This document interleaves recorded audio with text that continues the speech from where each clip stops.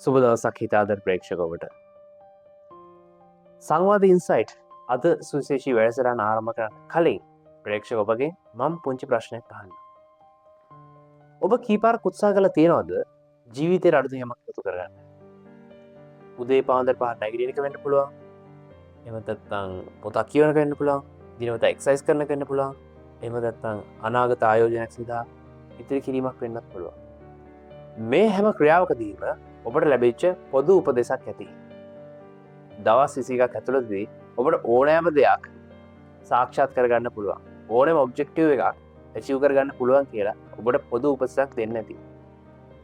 ඉතින් මේ විදිහට ඔබ දවස් 21ක් නොකඩවා අඛණ්ඩව වැඩ කරන්නත් ඇති. හැබැයි ටික දවසකින් ඔබ ඇත්තටම පරණ පුරුද්දටම ආයෙත් ස්විච් වෙන්න ඇති. ඇත්තටම මෙතන වරද ඔබගේ නෙවෙයි. මේ දින 21 නීතිය කියන්නේ මුළු ලෝකෙම රවට්ටපු මහා වරදවා වටහා ගැනීම.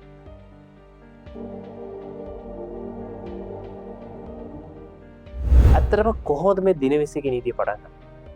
මේක පටන් ගන්නේ වර්ෂ 1950 ගණන් වලදී ඇමරිකාවේ හිටපු ප්ලාස්ටික් ශල්‍ය වෛද්‍යවරයෙක්.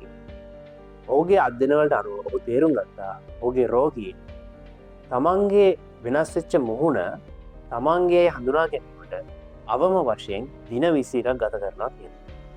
ඔහු ලියපු පොතක මෙන්න මේ විදිහට සඳහන් කරනවා. ඕනෑම අලුත් තත්ත්වයක් තමන්ට හඳුනා ගැනීමට අවම වශයෙන් දින 21ක් ගත වෙනවා කියලා. ඉතින් කාලයත් එක්කම මේ අවම වශයෙන් කියන වචන දෙක ඉවත් වෙලා ඕනෑම දෙයක් දින 21ක් තුළදී සාක්ෂාත් කරගන්න පුළුවන්, පුරුද්දක් බවට පත් කරගන්න පුළුවන් කියලා සමාජයේ මුල් බැසගත්තා. ඉතින් අන්න ඒ විදිහ තමයි මේ දින 21 නීතිය මුළු ලෝකයේම වරදවා වටහා ගැනීමට ලක් කරලා තියෙන්නේ. එතකොට ඇත්තම කතාව මොකද්ද? ලන්ඩන් විශ්වවිද්‍යාලය කරු පරීක්ෂණ අනුව ඔවුන් සොයාගෙන තියෙනවා මිනිස්සෙකුට යම් අලුත් දෙයක් තමන්ගේ ජීවිතේ පුරුද්දක් බවට පත් කර ගැනීම සඳහා අවම වශයෙන් දින 18ක් 254 වගේ කාලයක් ගත වෙනවා කියලා. මේක සාමාන්‍යයක් විදිහට දවස් 66ක් එහෙම නැත්නම් මාස 2ක් හෝ මාස 3ක් වගේ කාලයක් වෙන්න පුළුවන්. ඉතින් ඇයි මේ විදිහට මේ කාලය කෙනාගෙන් කෙනාට වෙනස් වෙන්නේ? මේක තීරණය වෙන්නේ ඔබ කරන කාර්යයේ තියෙන සංකීර්ණතාවය සහ ඔබ ඒ සඳහා කරන එෆර්ට් එක අනුව. හිතන්න ඔබ හැමදාම උදේට උණු වතුර කෝප්පයක් බොන්න පුරුදු වෙනවා කියලා. ඉතින් මේ පුරුද්ද අනිවාර්යයෙන්ම දවස් 21ක් ඇතුළතදී සාක්ෂාත් කරගන්න පුළුවන්. හැබැයි හිතන්න ඔබ හැමදාම උදේට ජිම් එකකට ගිහිල්ලා වර්ක්අවුට් කරනවා කියලා. ඉතින් මේ වගේ සංකීර්ණ කාර්යයක් ඔබට දවස් 21ක් තුළදී ළඟා කර ගැනීම ටිකක් අමාරු කාර්යයක් වෙනවා. මේ කතාව තව ටිකක් ගැඹුරින් විග්‍රහ කරොත් හිතන්න ඔයා ඉන්නේ කිසිම පාරක් නැති තනි ඝන කැලෑවක් මැද කියලා. ඉතින් ඔයා මේ ඝන කැලෑවෙන් එළියට යන්න නම් ඔයා පාරක් හදාගෙන යන්න ඕනේ. ඉතින් මේ විදිහට ඔයා අලුතින් පාරක් හදනකොට ගල් මුල් කටුපඳුරු කපාගෙන තමයි ඔයාට යන්න සිද්ධ වෙන්නේ. ඔයා හැමදාම මේ පාර දිගේ යනකොට එතන මොකක්ද ඇති? ලස්සන අඩිපාරක් හැදෙනවා. ඒ වගේම ඔයා හැමදාම යන නිසා ඔයා දන්නවා ඉස්සරහට එන්න තියෙන බාධක මොනවද කියලා. අන්න ඒ වගේ තමයි අපේ මොළේ. අපි යම්කිසි දෙයක් අලුතෙන් කරනකොට අපේ මොළයට ඒක අලුත් දෙයක් නිසා ඒක ටිකක් වෙහෙසකකාරී නිසා මොළය කරන්නේ ඒ වැඩේ පැත්තකට අඩුම් දාන එක. මොකද අපේ මොළේ හැමතිස්සෙම කැමති ලේසි දේවල් කරන්න. හැබැයි අපි එක දිගට අඛණ්ඩව දෙයක් කරනකොට අපේ මොළෙත් මේ විදිහට අලුත් පාරවල් හැදෙනවා. මේ විදිහේ නියුරල් පාත්වේස් හැදුනම තමයි අර ක්‍රියාව පුරුද්දක් බවට පත් වෙන්නේ. ඔබ අලුතෙන් යමක් කරන්න සූදානම් වෙන හැම වෙලාවකම ඔබගේ හිත ඒ විදිහට නැඹුරු කරන්න ටිකක් අමාරුයි. හිතන්න කැලෙන් අල්ලපු වල්ලලි කියලා. මේ වල්ලලියව මුල් දවස්වල හීලෑ කරගන්න ලොකු ශ්‍රමයක් දරන්න වෙනවා. ඌ මුල් දවස්වලදී කෑ ගහනවා ලනෝ කඩා ගන්න හදනවා. ඉතින් අපේ හිතත් මෙන්න මේ වගේ තමයි. හැබැයි self discipline එකක් ඇතුව අඛණ්ඩතාවයෙන් යුතුව ඒ ක්‍රියාවේ අපි දිගටම නිරත වෙලා හිටියොත් අපිට අනිවාර්යයෙන්ම වල්ලලි හීලෑ ඇලියෙක් වෙන විදිහටම මේ ක්‍රියාවත් පුරුද්දක් බවට පත් කරගන්න පුළුවන්. එහෙනම් මතක තියාගන්න. ඔබේ ඒ කරන ක්‍රියාව පුරුද්දක් බවට පත් වෙන්නේ 22 වෙනි දවසේ නෙවෙයි. අපේ හිත හීලෑ වෙච්ච දවසට.